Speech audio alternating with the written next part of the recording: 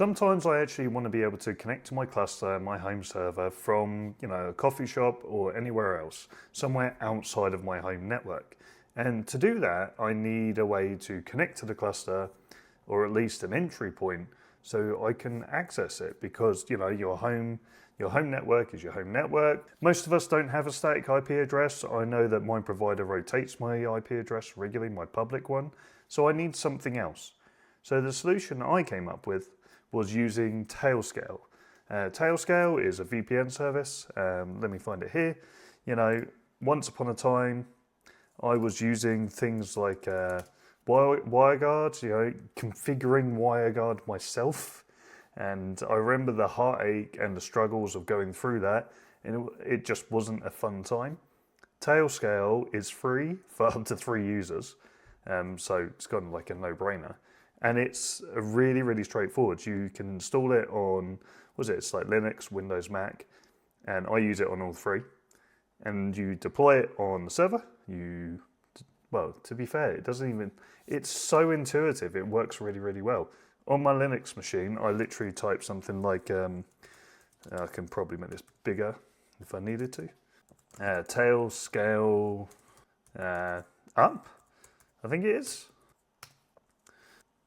Sudo Tailscale up. I think I spelled that wrong. Yeah, I did, yeah.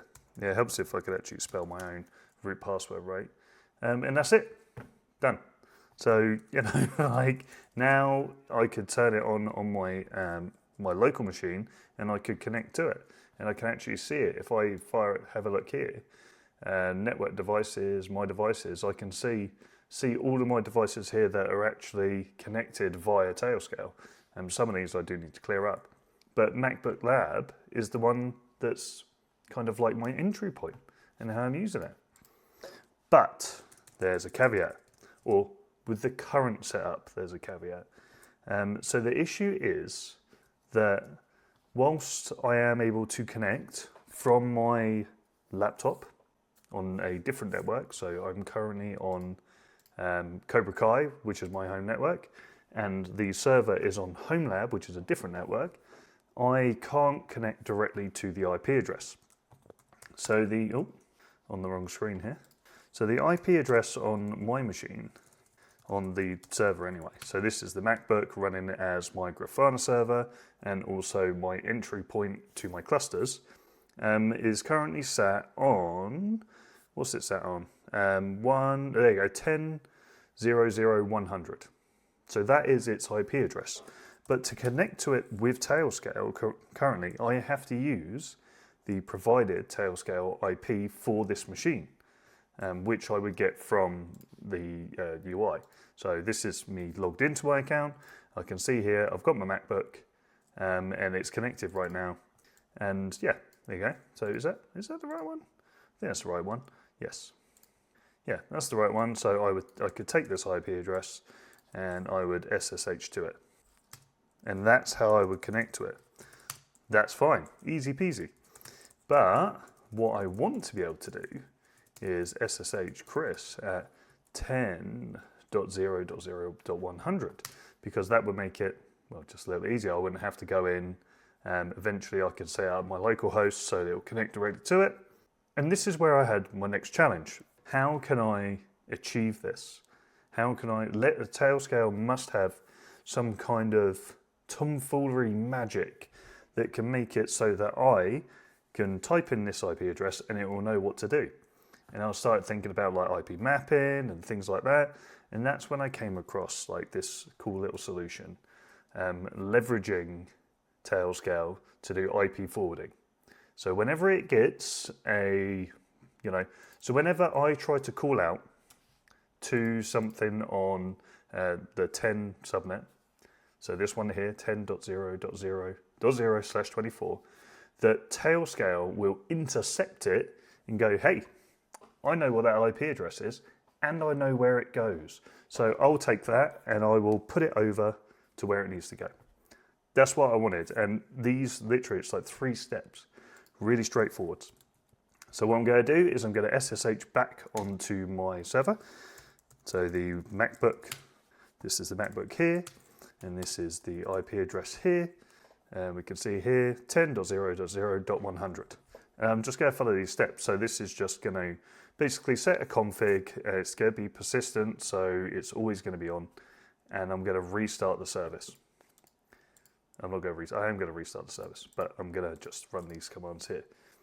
So I've already done this, so it might fail. But I'm going to run them again. And it should be fine. Cool, we can see here, that's what it's going to do. So it's going to do IP forwarding. Now, the next thing is actually a Tailscale command, which tells it to do the IP forwarding itself using the config, right? So we're going to go Tailscale.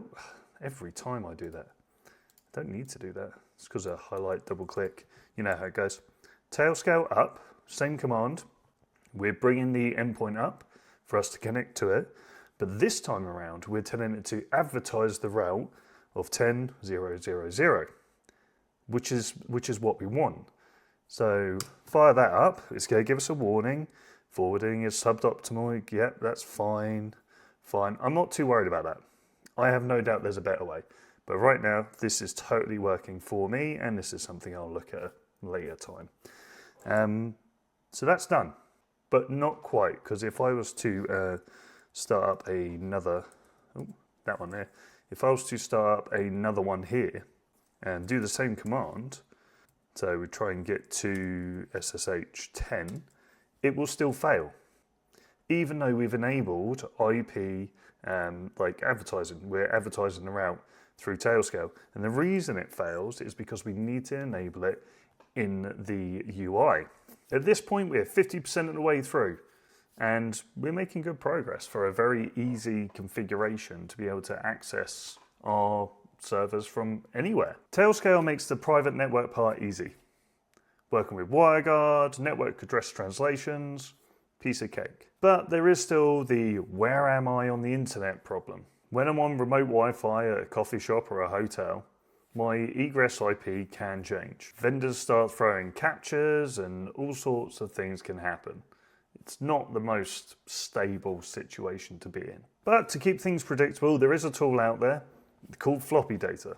I compare Tailscale with floppy data and give myself a nice clean egress and region controls without messing about with my Homelab topology. I can leverage the sticky residential IPs for my Grafana server. With city level routing and 195 locations, I can test geo-specific behaviors. Floppy data has millions of IPs for static and routing models, all at a pretty affordable price. If you're configuring your Homelab with Tailscale and want it to be just as stable on the public side, with predictable egress, fewer captchas, smooth logins, add floppy data to the stack as well. Our final step, now that our server is configured to do the forwarding and the advertising, we're actually going to just give it permission to do that via the Tailscale UI. By default, if you enable it on the server, you just need to confirm it in the UI. It is a two-part process. So we'll jump over there, and if I have a look at my machines now, and we look at MacBook, right? MacBook is the one that we've been working on. You can see all these other ones. Some of these are still active, though they're not turned on by the looks of it. None of them have subnets written underneath it. Whereas this one, you can clearly see, says subnets. This machine has an unapproved route. Review this in the edit route settings option menus, right? Which is basically just saying, go over to the three dots on the right-hand side and let's edit the route settings. Here you can see, this is what we told it to advertise. This is the exact route that we want and the one that we're going to work with. So I'm just going to click it and enable it. There, done. The warning message is gone, but we still know that this is advertising subnets. So if we're to jump back into our terminal session, we can see here we're still connected using the Tailscale IP. And here I'm going to try and connect using the standard IP. It has already found it. And you can see here I'm connected. So we could do IP address.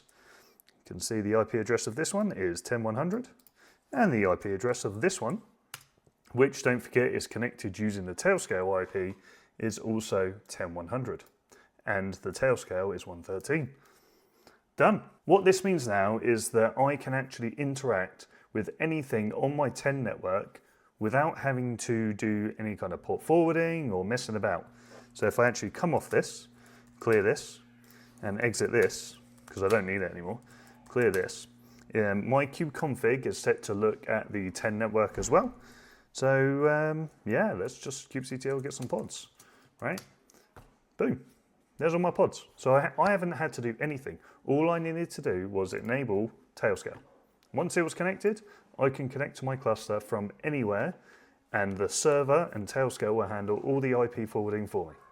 Hopefully you've enjoyed this video and it'll be somewhat useful to someone. If you've got any questions or comments, leave them down below.